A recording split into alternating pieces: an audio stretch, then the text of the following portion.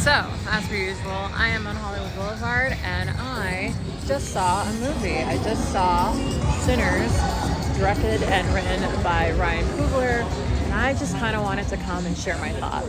So, I'm going to start by saying this. If you're someone who wants to see this movie, if you are at all interested in vampires, if you enjoy the backdrop of the South, if you are somebody who loves very layered, interesting criticism of society, I would say great film to watch. I really enjoyed it. I would actually go as far as to say it's one of my more favorite films that I've seen this year.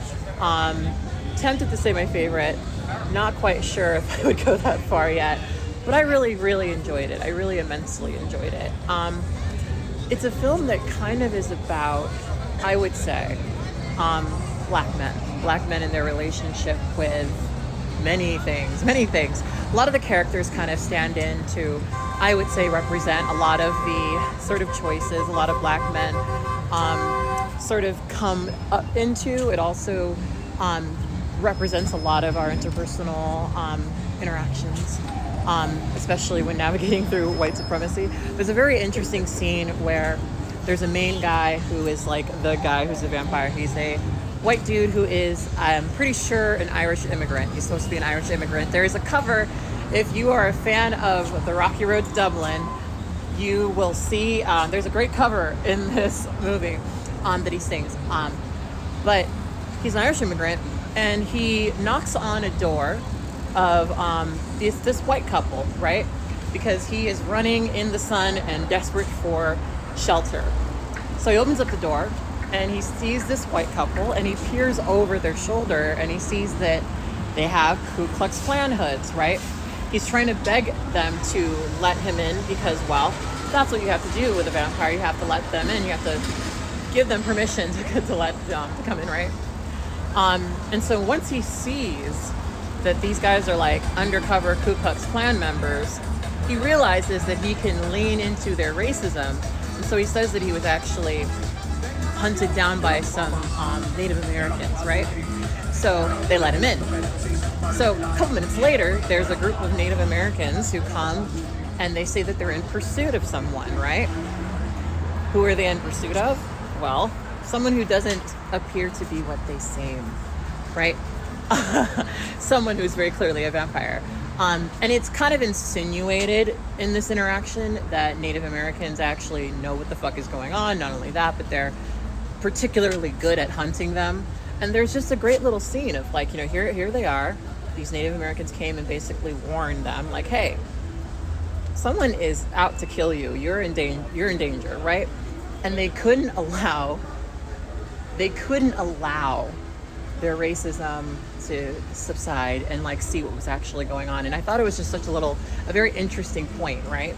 Because that's kind of how a lot of people end up getting got at the end of the day. They let hate overwhelm them so much to the point where they make bad decisions on decisions that ultimately often end their lives, right?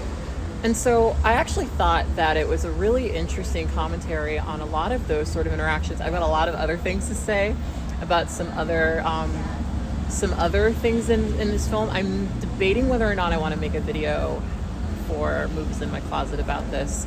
I might. If you guys ask me enough, I might make it.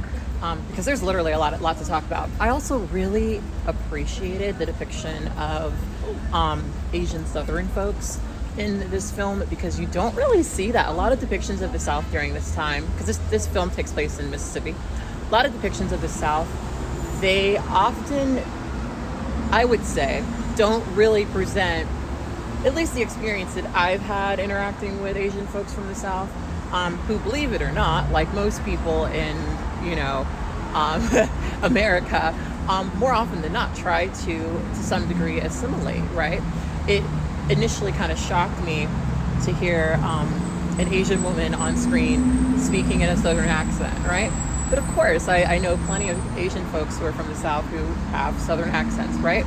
And it's just, it made me think about what is represented, how it's represented, how Asian people are often represented in Mississippi, in the South, etc. and it's just really great. I really loved, I don't know the name of either the actor or actress who played that role, but I thought they ate it. They really ate that. Pun intended. I really enjoyed it. I thought it was a really great film. I thought that there was layers of commentary. One of the characters is a white passing woman.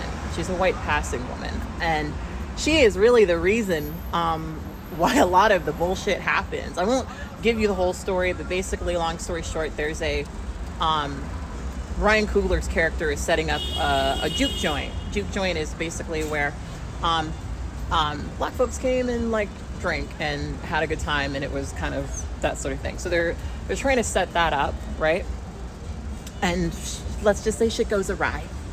And I'm not going to spoil it, but the ending is very satisfying. It's very satisfying. And I'm going to, if you are the kind of person who leaves before the end of the credits, you are going to miss it. You are going to miss, I would say, a really, really great post-credit scene. This whole film is basically about music. It's about music, and it ends in a musical way. On that note, I also really enjoyed the sound design. The sound design was really great. I thought the sound design, it was interesting because it's a film about music, right? You would kind of expect for there to be a little bit more of a representation of like that, you know, kind of music. It's about blues, right? And the whole movie is basically a blues song. Frankly, the whole thing's a blues song. Things happen the way it would happen in like a blues song, right? But you know, the sound design, it was really, really great. There's a particular part where there's a witchy woman in the film, and she hits her matches 3 times, and you know, they use music to really highlight that. And there's so many moments like that. There's a point where one of the characters is being attacked, and it transitions into someone singing. It's really, really good in the same key of someone screaming. It's just so good. There's so many like very thoughtful, very deliberate decisions that Ryan Coogler made.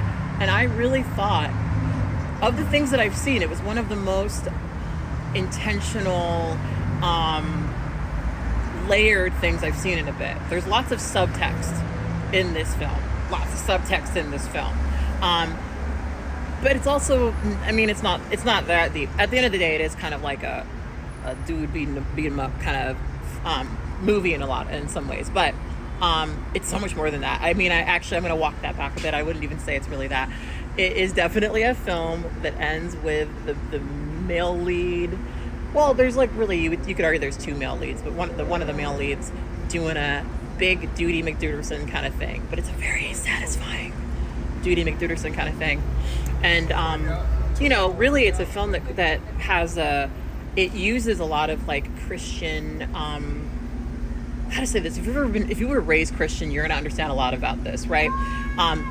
Because a lot of this is, you know, the one of the main characters, the boy Sammy, right? He's warned about going and listening to this blues music and going to these jive joints, right? And if you grew up being very Christian, very sheltered, you know that like, if you came home and told your parents that this bullshit happened, they would say, well, now what did I tell you? Nothing good happens after dark, right? That's what yeah. So it's one of those things where I really appreciated it. And it made me realize that there's so much subtext that I get from it as a black person, obviously. And I really appreciate Ryan Coogler's sensibility in that. He really humanizes a lot of these characters. He sets these characters in ways where you know, even the white passing girl, right, who you end up really disliking by the end of the film, she's layered, right? You understand why she feels the way she feels, and you understand why, when the vampires finally came to her, why she eventually ended up sort of like shifting and going with them. Lots of commentary. I could write so much about it. I actually might, if I do end up writing about it, I will write on my blog, blaqueandthecity.com. But for now, that's what I got to say. Go see it. If you are a person who likes vampire movies, it's definitely going on my list of like one of the better vampire movies. Because one thing I appreciated about this is that even though there's always that complication of like familiarity, they're scary in this film instead of sparkly.